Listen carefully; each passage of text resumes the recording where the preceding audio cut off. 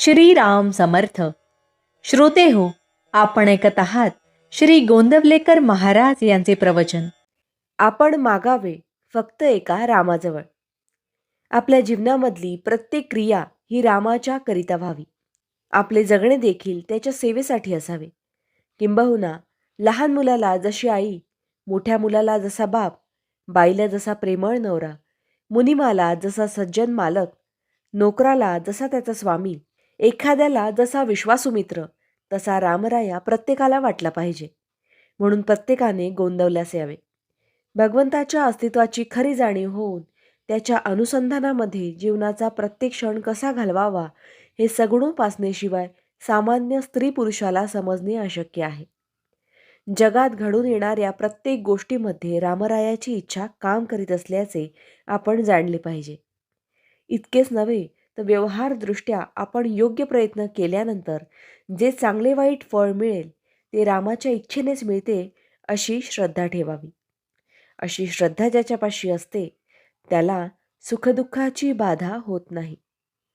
सर्व काही राम करतो, खरे करते पण रामाचे हे नीट लक्षात आणून भगवंताकडे कर्तृत्व द्यावे आणि आपण मीपणाने नाहीसे व्हावे. खरोखर आपल्या रामाला काय कमी आहे? आपण मागावे फक्त एका रामाजवळ. तो देईल अथवा न देईल, जे देईल त्यात समाधान मानावे. दुसऱ्या कोणाच्याही जवळ आपण कधी मागू नये. त्यामध्ये आपल्या उपासनेला कमीपणा आहे. मात्र देणाऱ्याने स्वखुशीने दिले तर ते टाकू नये. माझ्या आयुष्यात मी नामाशिवाय दुसरे साधन केले नाही. माझ्या गुरूंनी मला नामच दिले. तेच नाम मी सर्वांना देत आहे. तुम्ही ते नाम घ्या. तुम्हाला राम खात्रीने भेटेल. तोंडाने नेहमी राम राम म्हणत जा. भगवंताच्या नामामध्ये जीवाचे कल्याण आहे असा माझा अनुभव आहे. म्हणून ते जास्तीत जास्त स्त्री पुरुषांनी घ्यावे. कोणत्याही कार्याच्या पाठीमागे भगवंताच्या उपासनेचे बळ ठेवा. गायीचे रक्षण आणि तिची सेवा इतर कशासाठी नसावी, फक्त भगवंतासाठी असावी. आपण जे काही करीत आहोत ते सर्व भगवंतासाठी करीत आहोत ही जाणीव राहण्यासाठी त्याचे नाम सतत घ्यावे. ज्यावेळी समाजातली पुष्कळ माणसे अमर्याद विषयासक्त बनतात त्यावेळी कलियुग सुरू झाले असे समजावे. सज्जनांची बुद्धी भ्रष्ट होऊन ते देखील विषयाधीन बनतात.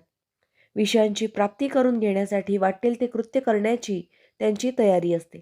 अशा वेळी भगवंताच्या नामाचे महात्म्य जो सांगतो त्याच्यावर कठीण प्रसंग यायचेच.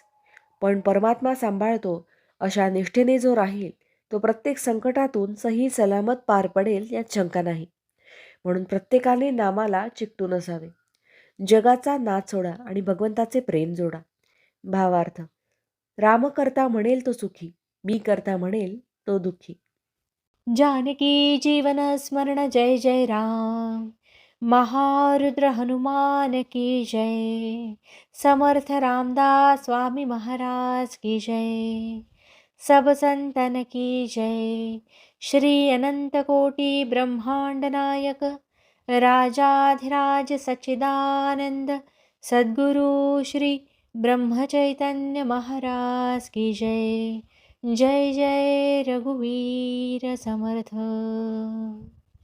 आता आपण 13 वेळा नामस्मरण करूया. श्रीराम जय राम जय जय राम. श्रीराम जय राम जय जय राम.